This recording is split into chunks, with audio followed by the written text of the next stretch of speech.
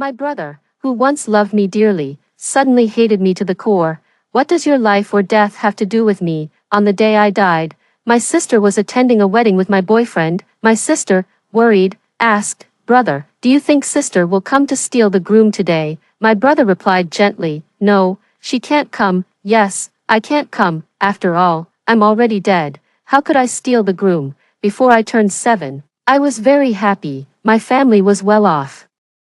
My parents had successful careers, and I had an older brother who loved me dearly, but all that happiness came to a sudden halt when I was 7. My father's mistress, enraged that my father had failed to fulfill his promise to divorce my mother and marry her, drove her car straight into my father's. At the time, my mother was sitting in the passenger seat. My mother died on the spot, and my father and his mistress were rushed to the hospital. My father survived, but his mistress died. My father brought Wendy, his mistress's daughter, into our home. After my mother's death, both my brother and I resented Wendy. Whenever Wendy liked something, my brother would grab it and give it to me, deliberately making Wendy cry. When my father punished us, my brother would stand in front of me to shield me from my father's slap. Wendy, small and fragile, would cry and beg my father not to hit my brother, but he would push her away in disgust. This only made my father angrier, and his punishment became harsher. My father always believed it was me stirring trouble, causing my brother and Wendy's relationship to sour, and the tension between them remained high. So, my father, who had never liked me much, treated me even colder. In high school, one day, my brother and I saw Wendy confessing to a boy. My brother sneered and said, "Riley, go take that boy away from her." I didn't do what my brother asked. First, I didn't like that boy, and second, no matter how much I disliked Wendy, I wouldn't steal the boy she liked. But my brother stubbornly brought the boy, Scott, to me, saying, "My sister is much prettier than Wendy." Scott broke up with Wendy and turned to pursue me. Wendy locked herself in her room, her eyes swollen from crying. When my father came home, without saying a word, he slapped me. "Wendy is your sister. How can you be so cruel?" I didn't explain that it was my brother's idea. The relationship between my father and brother was already strained because of Wendy, and I didn't want to escalate their conflict, so I silently endured my father's anger. After that, my father sent me abroad to study, and there, I met Luther. During my studies abroad, I rarely went home because my father didn't allow me to. My brother would visit me occasionally, bringing local specialties and often video calling to check on me. 6 months before graduation, I lost contact with my brother for a while. When I asked my father, he said my brother had enrolled in an executive class and couldn't use his phone during the training. My father needed my brother to inherit the family business, so I didn't doubt what he said. I figured I would wait until I returned home in a few months. After graduation, I brought Luther home. When Wendy saw him, her eyes seemed to light up. Sparkling with excitement, she quickly changed into a pure white dress, showing off her graceful figure. Luther didn't focus on Wendy, though. Instead, he stayed by my side, keeping an eye on the door for my brother's arrival. My brother finally came home, and when the door opened and his figure appeared, I eagerly stood up to greet him, "Brother," but his expression was cold, and he just indifferently said, "You're back." My enthusiasm was immediately extinguished, and I stood frozen. My brother bypassed me and went straight to Wendy, handing her a box of pastries with a gentle voice. "These are your favorites." Wendy smiled sweetly and took the box from him, her gaze almost deliberately landing on me. I felt like I had walked into the wrong house. When did my brother and Wendy become so close? It was supposed to be me who was closest to my brother. My father sat Wendy down, praising her beauty that day. Wendy tilted her head and coquettishly said, "The clothes were chosen by my brother. How could they not be beautiful?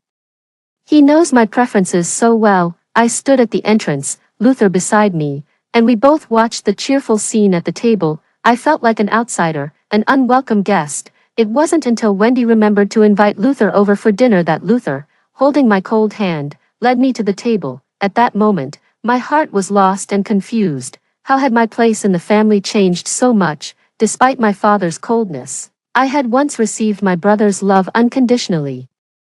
What hurt the most wasn't the lack of love, but the fact that I had once been loved and lost it for no reason.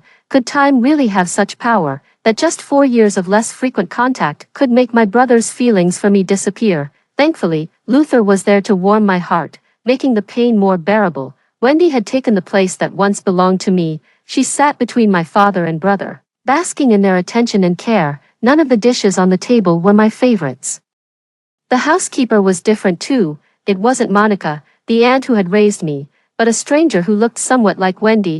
I was confused, but Wendy seemed to read my mind and explained, "This is my aunt, you can call her Aunt Jane. Her cooking is much better than Monica's." My brother felt bad that I couldn't get used to Monica's cooking, so he brought my aunt here. "My weight has gone up because of her cooking, now I need to lose weight," she added with a playful smile. My brother tapped Wendy's head. "Don't even think about losing weight," Wendy giggled, shrinking her neck. "Brother, you're so fierce." He pretended to raise his hand to hit her, and Wendy laughed. All right, I'll listen to you. If I get too fat, no one will want me, and you'll have to take care of me." My father chuckled, watching the playful siblings. I lowered my head, pushing rice around in my bowl, without appetite. After dinner, I saw Luther off at the hotel. He kissed my forehead and said, "It's okay, you still have me." Tears welled up in my eyes as I nodded heavily. When I returned to my room, I found that it hadn't been cleaned. It was still arranged the same way as when I had left, with a layer of dust settling on everything. I went downstairs to ask Aunt Jane to clean, but she smiled faintly and said, "I'm only here to serve Wendy. I'm not responsible for your room." Wendy gave me a provocative look, a smile on her lips. As she swayed her hips back to her room, I knew Wendy was getting back at me. When she first came into our family, Monica hadn't cleaned her room either. I glanced at my brother, who was sitting on the couch reading the newspaper, not even lifting his head. Aunt Jane's voice was loud, and our conversation was easily overheard by anyone in the living room. "Why didn't my brother notice Wendy's revenge on me?" my father grumbled. "Why do you have so many spoiled young lady complaints? Clean your own room, you're an adult now. Don't you do things yourself when you're abroad?" I was left speechless. I didn't want to start a fight with my family as soon as I returned home, so I grabbed cleaning supplies and cleaned my room myself. The dust was thick, and it wasn't until late at night that I finished and went to bed. Lying there, I couldn't understand why my brother had grown so close to Wendy. Tomorrow, I would have to ask him what had happened. On the way to the hotel to meet Luther, I asked my brother, "Aren't you the one who hates that bastard daughter the most?" "Why?" My brother's face instantly darkened. The light ahead turned red, and he slammed on the brakes, the tires squealing slightly as they scraped against the road. The car came to a stop, and my brother spoke coldly, "Don't call Wendy that again. After all, she is our sister." I lowered my gaze, a slight pain creeping into my heart. "Have you forgotten how Mom died?" I asked quietly. My brother's voice turned even colder. "The living are always more important than the dead. Besides, Wendy is innocent. She shares our blood, and that's something no one can erase." He emphasized the word blood as if to stress the point. He refused to directly answer me, and his words, though grand and righteous, left me unable to refute them. But I couldn't shake the feeling that something had happened while I was away, something my brother didn't want to speak of. Whatever my father and Wendy knew, they surely wouldn't tell me. And back in the country, I didn't have any friends. In the past, my brother had been very strict with me, not allowing me to make friends freely. Even when it came to friendships with girls, I had to get his approval first. Over time, everyone knew that I had a domineering brother, and they started avoiding me. As for my brother's circle of friends, he never included me, and now that I was abroad, I had no idea who he was still close with. For a moment, I couldn't think of anyone who could help me find out what had happened. I decided to visit Aunt Monica's old house to see her and maybe ask if she knew anything about my brother. Aunt Monica said she didn't know either. After I went abroad, my brother moved out and didn't live at home anymore.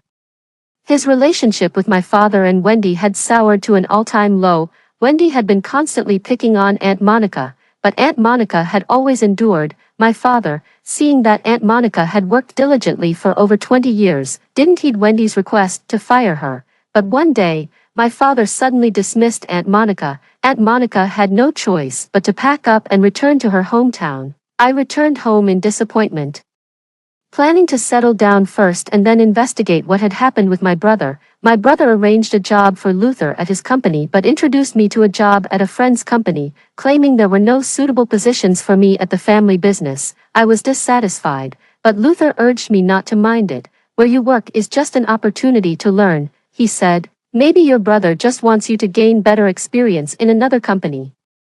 I reluctantly accepted my brother's arrangement. His friend treated me fairly well, and my work was smooth and easy. The only thing that bothered me was that Scott also worked at this company. Scott had an obsessive personality. When he pursued me back then, he was relentless and crazy. If he hadn't constantly harassed me, I wouldn't have followed my father's orders to study abroad. Just seeing Scott's murky eyes sent a chill down my spine.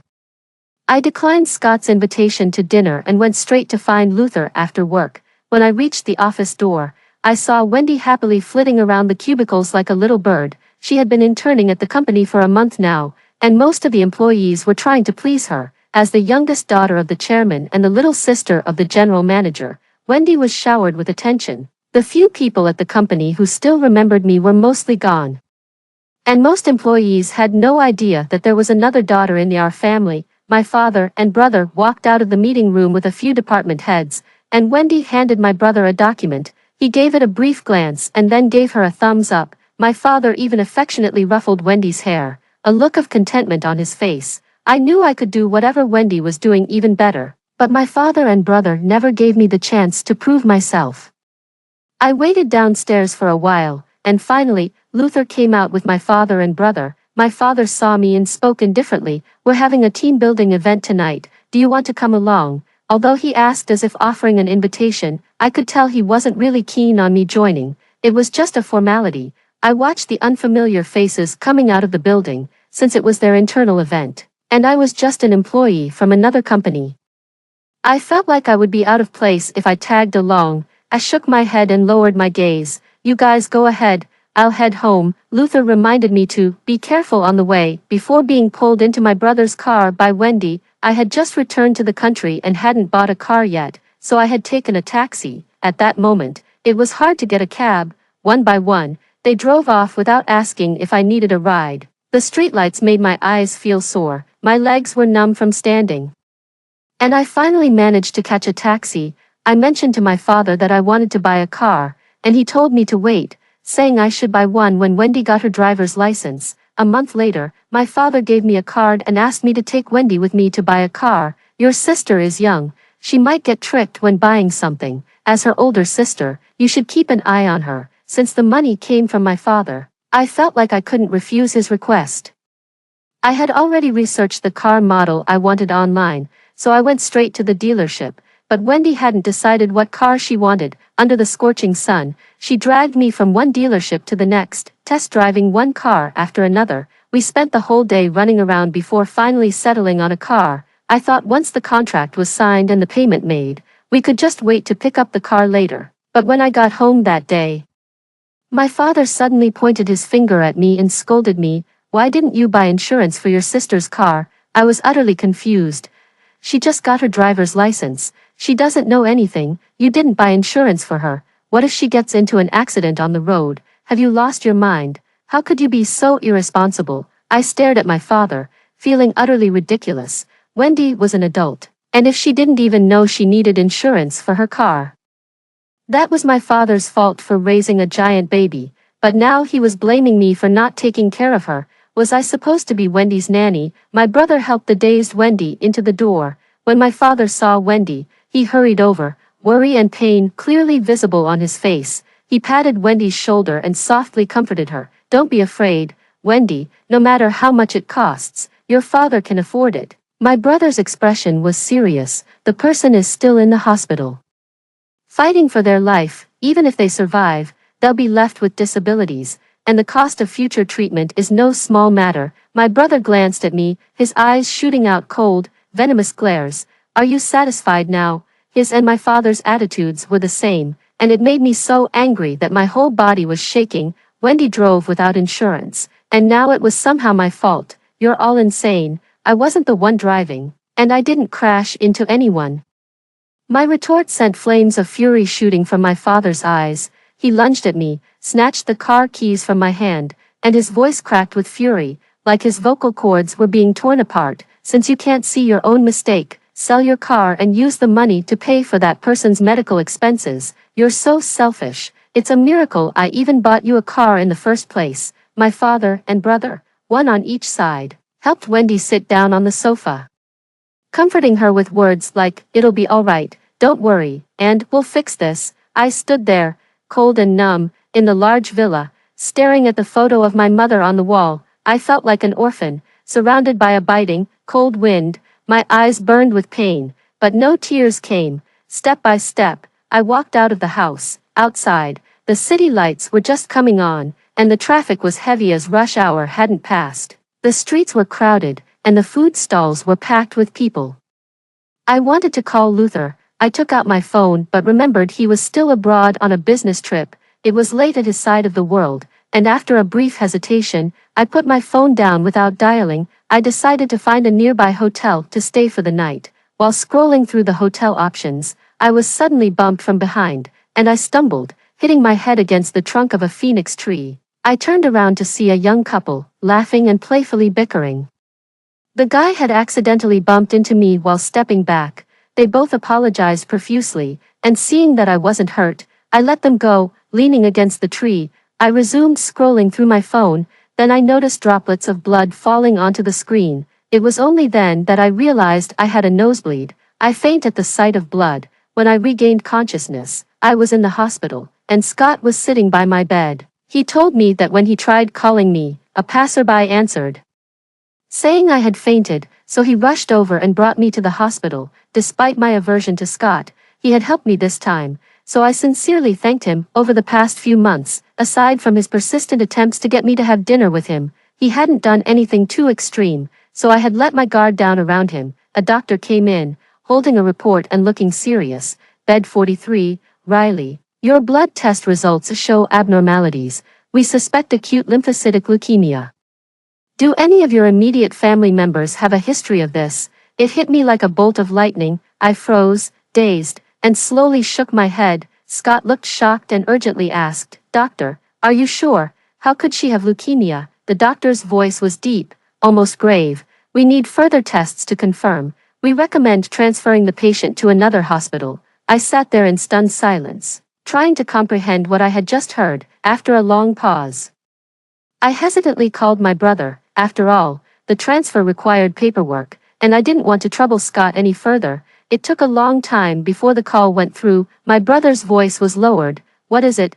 Wendy just fell asleep. Make it quick." His coldness made my pent-up emotions explode. I couldn't hold back my tears. "Brother, if I have leukemia, will I die?" No one isn't afraid of death, and at that moment, more than ever, I needed the courage to fight the disease, courage from my family. But what I didn't expect was that when my brother heard my words, his voice became even colder, like ice. "What does your life or death have to do with me?" In the background, I heard Wendy murmuring, "Brother, brother, I'm so scared." My brother immediately hung up. With those words, "What does your life or death have to do with me?" I was utterly hopeless. The sound of the disconnected call felt like a machine grinding my heart, and the pain was suffocating. My father wouldn't take my call, Luther's number wouldn't go through, and Scott volunteered to help me contact the hospital. I nodded faintly, feeling like a puppet, following Scott as he took me to the ambulance. There was no miracle. I was diagnosed with leukemia.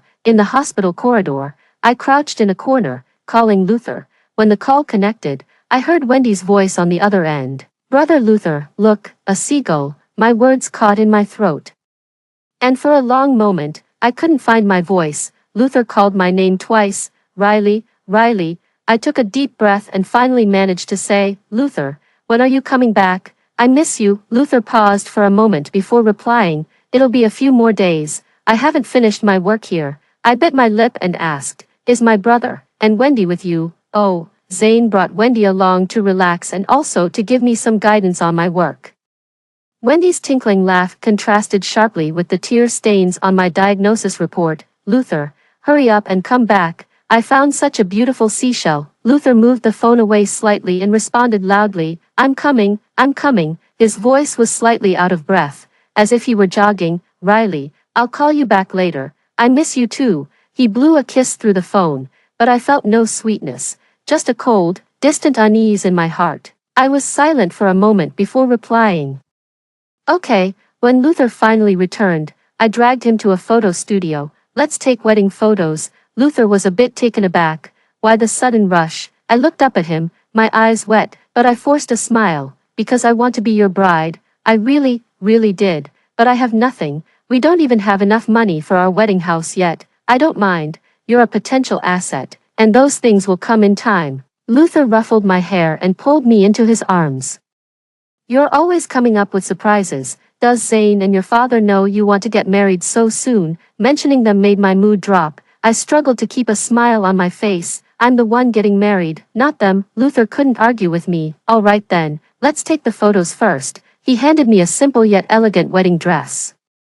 Go try it on. I stood on tiptoe and kissed Luther's cheek, my heart a mix of sorrow and gratitude. Luther, in the last moments of my life, I only have you. After changing into my wedding dress, I saw my brother and Luther sitting by the tea table by the window, talking about something. I called out, Luther. Luther turned his head to look at me. His eyes were bloodshot, his gaze filled with barely contained rage. He slowly stood up and, step by step, walked toward me. Each word piercing my heart. Riley, how long do you plan to keep lying to me? Luther threw a stack of photos in my face. I looked down at the photos as they fluttered to the floor, like the love I had nurtured for years turning into withered leaves, falling in the cold wind. There were two people in the photos, me and Scott. The angles of the shots were excellent, and each one looked ambiguous. There was even a photo of us lying together in bed. It didn't look like it was doctored. But I didn't remember being intimate with Scott, let alone sharing a bed. Luther was shaking with anger, his lips twitching. I felt like my soul was being forced out of my body, floating helplessly in the air, unable to return. I kept shaking my head. No, I didn't. It's not like that. But Luther still stormed out. I turned to chase after him, but my brother stopped me. Wendy has fallen for Luther. She can't live without him. Wendy has suffered a lot in the past.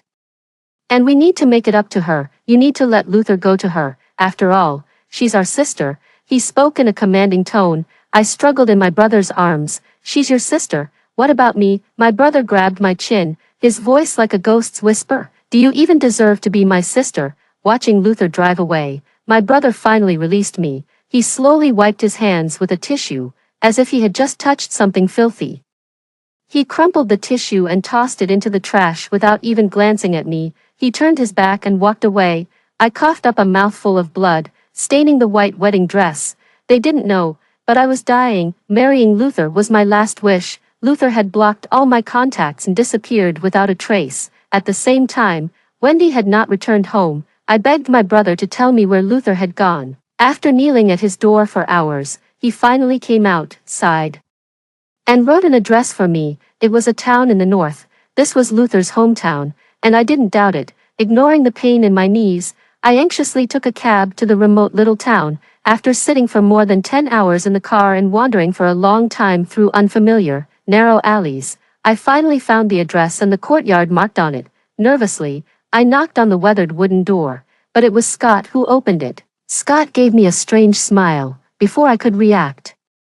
He yanked me into the yard, he covered my mouth and dragged me into the house. The old house was dark and damp, even with the door open. It was dim inside. Scott dragged me into the bedroom and tied me up. I was trembling with fear, tears streaming down my face in helplessness. He stood beside me, looking at my tear-streaked face, and reached out to wipe away my tears. Riley, don't be afraid, I won't hurt you. His touch made me feel disgusted, and I felt nauseous. But because my mouth was gagged, I couldn't even vomit. Scott frowned. Riley, I know you're uncomfortable, but this is the only way I can protect you. I can take the cloth out of your mouth, but you have to promise not to scream, otherwise, I'll have to lock you in the basement. There are rats in the basement as big as cats. To buy some time and maneuver around Scott, I nodded. A smile appeared on Scott's face as he took the cloth from my mouth. When I was looking for the address in the alley earlier, I noticed there weren't many people around. Most of the houses were empty, or only elderly people lived in the old houses. I figured that the only time people would gather would be during the holidays. Even if I screamed for help, the chances of someone hearing me were slim. Plus, I couldn't afford to anger Scott, so I stayed silent. Scott seemed satisfied. He took my phone, ID, and cash from my bag, and then went to the kitchen to cook. I curled up on the old wooden bed, numbly crying. I could never have imagined that my own brother would deceive me, bringing me to the hands of a devil. My brother knew how much I hated Scott. Years ago, when Scott held my hand, I had to wash it with soap several times. Scott had stalked me, and I was too scared to go to school. Back then, my brother had blamed himself, saying, "It's my fault for pairing you with Scott. I won't let this happen again. From now on, I'll pick you up and drop you off from school." I had cried, my eyes red like a rabbit's, and thrown myself into my brother's arms, sniffling. He had apologized, and all the resentment in my heart had been wiped away. Since then, my brother had escorted me to and from school every day and even warned Scott, "Since my sister doesn't like you, this is over. If I catch you harassing her again, I'll break your legs." But where had that impulsive brother, who apologized and protected me, gone? My throat burned with pain, and my whole body ached as if it was falling apart, especially my knees. The bruises there would probably never fade. That was nothing compared to the fever I had. For someone with leukemia, a fever was extremely dangerous, and after all that had happened to me these past couple of days, I was exhausted both mentally and physically. I felt like I was walking in a desert, stumbling with every step, and eventually, I could no longer move. I didn't know how long I slept. When I woke up, my left limbs were bound to the bed, while my right limbs were free, and 4-drip was attached to my right hand. Scott was in the process of replacing the cold hot water bag on my wrist with a new one. When he saw I was awake, he was ecstatic, patting my forehead. "Finally, your fever's gone." I was so weak that I couldn't even avoid his touch, so I just let it happen. I asked, "What's in this medicine?" "It was just some nutritional supplements. Don't worry," he said. "I've studied medicine. I can't perform major surgeries, but I can manage in 4-drip. He stroked my face, his voice hoarse yet firm. "I won't let you die. Just wait a little longer. After Wendy and Luther get married, I'll ask Wendy and your father to donate bone marrow for you." I picked up on the hidden meaning in his words and asked, "Why only my dad and Wendy?" Logically, my brother should be a better match to donate bone marrow to me. Scott's eyes flickered, and he shifted his gaze cautiously. He hesitated before saying, I'll tell you later." During my days in the old house, I was always in a daze, barely awake, mostly sleeping. I didn't know whether it was the disease or if Scott had drugged me. I seized every moment of clarity to try and get information from Scott. "Riley, I've never liked Wendy. I've always only liked you. I wrote you a love letter, but Wendy saw it. She laughed at me, saying with my conditions, I could never get you. She said she had a way to help me. She and I put on a show, and your brother fell for it. He came to me and brought me to you." It turns out that the seemingly fragile Wendy had set up such a scheme. She had calculated that my brother was impulsive and easily provoked, using his hatred toward her to manipulate him and drag someone as paranoid as Scott into my life. Then, she would whisper in my father's ear, and he would prepare to send me abroad. Though I never intended to go abroad, I agreed because I wanted to escape from Scott. We were all just pawns in her calculations. While she pretended to be the one who had suffered, Scott held my hand confidently and said, "Wendy has a lot of dirt on me. If I ask her to donate bone marrow to you, she won't dare refuse." Seizing the opportunity, I asked, "What else has Wendy done?" Scott blurted out, "It's about your brother." He suddenly realized what he had said and fell silent, closing his mouth. He lowered his gaze, avoiding my probing eyes. "You don't need to know everything, just leave everything to me." In the dead of night, I dreamt that Luther was walking into the wedding venue, holding Wendy's hand. Wendy was wearing the wedding dress I had tried on, and the bloodstains on it had turned into blooming petals, adorning her beauty. Meanwhile, my brother was choking me, saying, "You're so heartless, your blood must be cold, right?" I wanted to scream out to Luther,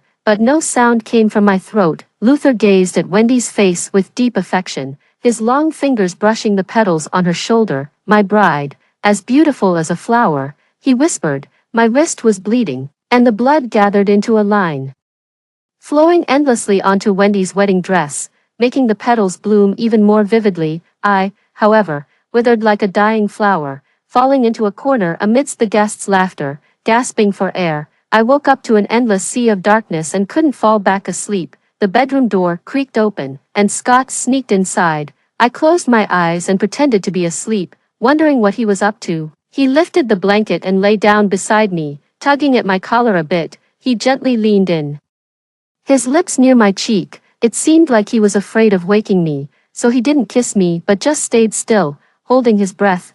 Then, I noticed a faint light from my half-closed eyes. It was the light from his phone camera. I remained still, pretending to be unaware, and turned my body slightly, causing his phone to fall. He jumped off the bed in a panic and froze on the floor. After a moment of silence, he slowly got up, picked up the phone, and left.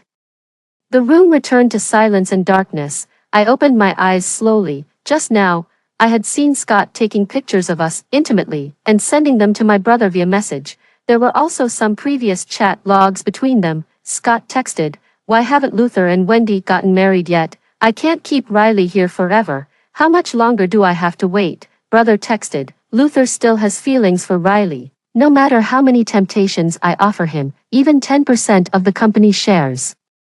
He's still hesitating. You should take more explicit photos and provoke Luther a bit." I intentionally urinated on the bed to make Scott think I had incontinence. Then, I bit down on my wrist to make myself bleed. I knew I had a fear of blood, so I kept my eyes closed the whole time. For a leukemia patient, even a small wound could be fatal due to poor clotting ability, but in order to escape, I couldn't care about that anymore. As expected, Scott panicked. He untied me and took me to the nearby hospital. The town's hospital had limited medical resources and wouldn't accept a patient like me. Of course, I wasn't there for medical treatment. I seized the chance to ask the doctor for help. The middle-aged doctor immediately shielded me and called the police. Scott, in a frenzy, shot me a deep glance and jumped out of the window to escape. I used up the last of my strength and fainted. When I woke up, the nurse called the police into the ward. I had an oxygen mask on, struggling to breathe, completely drained of energy. I had no ID, no money, and they were waiting for me to regain consciousness to take my statement. The female officer removed my oxygen mask and briefly asked about my situation. After taking my statement, the officer's eyes filled with tears. "We will contact your family to come pick you up." I gave her the phone numbers of my dad, brother, and Luther, hoping one of them would answer. After a while, the female officer returned, shaking her head in disappointment. "I couldn't get through to anyone. Do you remember any other numbers?" I didn't remember any other phone numbers. I shook my head. The officer said, "Don't worry, we'll keep trying to contact them. If that doesn't work, we'll send someone to find them locally. People who are nearing their end often have a sense of it." I asked the officer, "Am I going to die soon?" The officer turned her back, wiped her tears, then turned to me and said, "The doctors in the town can't treat you, but they're doing their best. Once we get there, we'll transfer you to the city hospital. If that doesn't work, we'll send you to the provincial hospital. As long as you cooperate with the treatment, you'll recover." Her voice sounded so insincere. I glanced around the room, noticing the critically ill patients in the ward, and realized that this was an ICU. At that moment, I felt strangely calm. I blinked slowly and whispered, "Thank you." In the end, no one came for me. I closed my eyes and passed away in the unfamiliar city. My body was taken to the morgue, waiting for the police to contact my family to come pick it up. My soul floated in the air, watching the female officer repeatedly dial the 3 phone numbers written on the piece of paper. No one answered. After more than an hour, one call finally went through. My father's impatient voice came through the receiver. "Hello? Who's this? We're busy with a wedding. Why are you calling repeatedly?" "A wedding? A wedding. If I'm not mistaken, it should be Wendy and Luther's wedding," the officer patiently explained, her voice choking. "Is Riley your daughter? She passed away in B City due to illness and failed to respond to treatment. Please come to identify the body." "Don't fool me. My daughter is fine. My second daughter is getting married today. Why are you calling me with this bad news?" My father hung up the phone. The officer dialed again, but it couldn't connect. She then tried calling my brother. After a few tries, someone picked up. My brother's deep voice, tinged with barely concealed joy, answered, "Hello." Yes, there was noise in the background, and in the midst of it, I caught Wendy's voice, distant and close. "Where's my bouquet? Quick, check if my makeup's okay." The officer was about to speak, but my brother interrupted her. "Sorry, just a moment." Wendy's voice clearly came through. "Brother, you don't think Riley will come to steal the groom, do you?" My brother's gentle voice replied, "No, she can't come." "Yes, I couldn't come. I was already dead. How could I steal the groom now?" My brother walked to a quiet place. "Sorry, I was a bit busy earlier." "Please continue." The female officer took a deep breath and said, "I'm from B City Police. Is Riley your sister?" She passed away in B City due to an illness, and failed to be revived. Please have the family come to claim her body. There was a deathly silence on the other end of the line, with no response for a long while. Then, a voice came, trembling and controlled. I need to verify your identity and the authenticity of what you're saying. The officer gave her badge number and the address of the police station. Briefly explaining the situation at the B City hospital and describing my appearance, the voice on the other end was heavy with strained breathing. All right, I'll head over immediately. Brother, the wedding is about to start. Why are you hiding in the bathroom? Are you nervous? It's your first time as the big brother-in-law. Wendy's voice was loud and clear. My brother's voice was broken and hollow. Wendy, Riley is dead. A few hours later, a crowd rushed into the hospital. Leading the group was my brother, with my father beside him, and Luther, dressed in a suit and impeccably groomed. The last to enter was Wendy, now out of her wedding dress but still wearing her makeup. Her face was stiff, clearly displeased. How could she be happy when there was a death in the family on her wedding day? Luther, with red eyes, was the first to rush into the morgue. My face was pale as paper, gaunt with hollowed-out eye sockets, my skin barely clinging to my bones.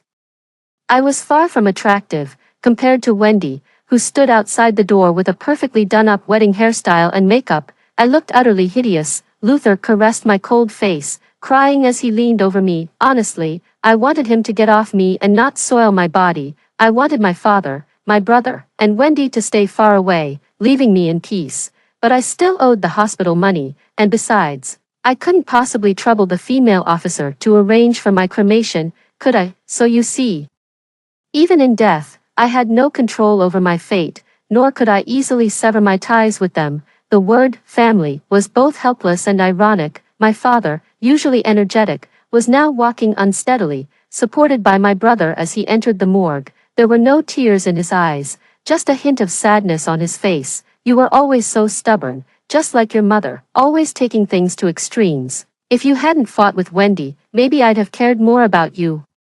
My brother's expression was numb, and I couldn't tell if he was sad. Well, it didn't really matter now that I was dead. I shouldn't have cared about their emotions, but my brother's expression still hurt. He had once loved me so much. When Mom passed away, he held me and said, "Don't be afraid, little sister. If Dad doesn't love you, I will. As the eldest, I'll protect you just like a father." At that time, even though he was so sad and scared, he didn't allow himself to cry, standing tall, holding my hand tightly, never letting go. Back then, as a little girl, I silently bid Mom farewell in my heart. "Mom, you can go to heaven now. I'll take care of brother. Watch over us from above." My brother was my only support during my childhood. If Mom was really watching us from heaven, I was sure she'd be heartbroken to see how our sibling relationship had turned out. After verifying the body, my brother went to speak with the hospital officials.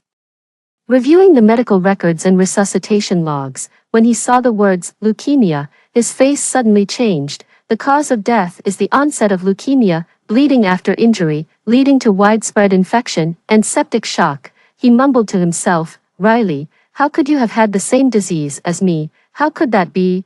I was also shocked. My brother had leukemia. When did this happen? Wendy, who had been following behind my brother, suddenly grew wary, her eyes flickering nervously. As my brother wandered in a daze, she quietly slipped out of the doctor's office and ran downstairs to find my father.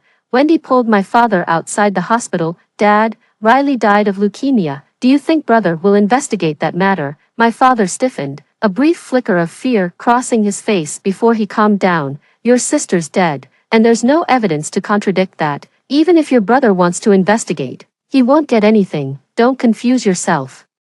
Let's bury your sister quickly, and then we can get back to our normal lives." Back to normal lives. What did that even mean? Was normal the time when I was abroad, when I was as if I didn't exist to them? Now, I truly didn't exist anymore, and my father and Wendy had nothing to worry about. At the funeral home, my father sat in front of my ice-cold coffin, staring at my face, tears flowing for the first time in a long while. "Riley, when your mom was pregnant with you, I had already fallen in love with Wendy's mom. I didn't want you to be born, but your mom insisted. I transferred my dislike for your mom to you, and when Wendy was born, I gave all my fatherly love to her, leaving you with nothing. But I did think that if you had just been obedient and treated your sister well, our family of 4 could have lived in harmony. But you always wanted to take things from Wendy. The look in your eyes, Riley, reminded me of the way your mom looked at me before she died, and it terrified me. Sigh, you got sick. Why didn't you tell me? I'm your father. I would have given you the money to treat it. I wouldn't have been stingy. I'm not lacking in money, you know. So why did you run off without contacting the family? I scoffed. It was your precious son who tricked me out so you could give everything to Wendy. Scott, that lunatic, locked me up. How could I contact anyone? Your precious daughter played mind games with my brother to get him to fight over her things. Also, you would hate me and him. She pretended to like things she hated just to get my brother to fall for it. What she really liked, she kept hidden. She didn't like the little dog, but pretended to love it. When my brother gave her dog to me, it bit me. She used my clothes to train the dog, making it aggressive when it smelled my scent. I found that the dog was malnourished. Its food was completely wrong. Wendy had never cared for it properly. I managed to nurse it back to health, but when you went on a business trip, you came home and beat me just because Wendy cried. You took the dog back and gave it to her. The next day, the dog died. Wendy said I abused it, and you never questioned her. You said, if you can kill a dog, you might as well kill your sister too. My brother was reckless, always fighting with Wendy over her things, but then he'd go off to do his own thing, ignoring me. When you beat me, he'd protect me for a moment, but then he wouldn't care about anything else. When I told him, it went in one ear and out the other. He never took it seriously. The one who suffered the most in this family was always me. I rambled on. These were the things I had tried to say when I was alive, but my father had always cut me off whenever I mentioned Wendy, defending her angrily. It was a futile effort, so over time, I just stopped speaking. But now that I was dead, with my soul about to disappear, I might as well say everything in one go. Although, my father couldn't hear me, Dad went to rest, and my brother came to guard the coffin. He still had to maintain appearances. He held the family photo, which included Dad, Mom, my brother, and me. Wendy wasn't in it. How wonderful. My brother gently stroked my face in the photo. I was about 6 or 7, a little chubby, and my brother was much taller, his arm around my shoulders, besides Dad's smile, which seemed a little stiff. The 3 of us, Mom, my brother, and I, were all laughing brightly. Standing by the ice coffin, my brother said, "You were my most beloved sister. Why, when I had leukemia, didn't you even agree to match and donate marrow? I've loved you for 20 years, and what I got in return was your indifference. Do you know how much it hurt me? Wendy donated marrow to me, which is why I'm still alive." From that moment on, I realized, what does blood relation mean? We're from the same parents, yet Wendy, who shares only one parent with me, is closer to me than you are. This was the second time I heard my brother mention his leukemia. He said I didn't agree to donate marrow. But I never knew about such a thing and certainly wouldn't have said anything like that. At the mortuary, Luther, who had been like a walking corpse all this time, suddenly raised his head and spoke. "Zane, are you mistaken? I never heard Riley mention your illness. Riley and I had no secrets, and she deeply cared about you. She wouldn't have refused to donate marrow." My brother's eyes flickered, and he looked confused. "It was just a few months before you all returned to the country. I was diagnosed with acute leukemia and needed a marrow transplant. Dad went abroad to find Riley and brought back a recording from her. In the recording, Riley said she was under a lot of pressure with her studies and wasn't in good health herself, so she couldn't return to match for me. I'm sure that's Riley's voice." Luther raised an eyebrow. "Can't voices be faked?" My brother fell silent. He pulled out his phone and dialed a number, his voice urgent and angry.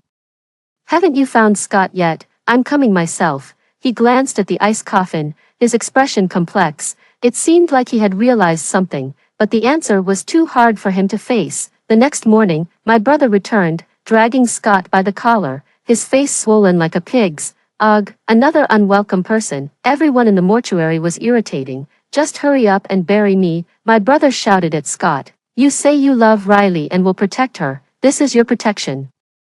Scott looked at my face in the coffin, his voice full of pain, almost as if it were sincere. His gaze turned to my brother, dark and deep. "The main culprit in Riley's death is you all. I'm just an accomplice." Scott pulled out his phone, opened a video, and handed it to my brother. In the video, there were 3 people, my dad, Wendy, and an unfamiliar woman, Dad said. Are you a voice actor? Can you mimic someone's voice? The unfamiliar woman answered, I can try.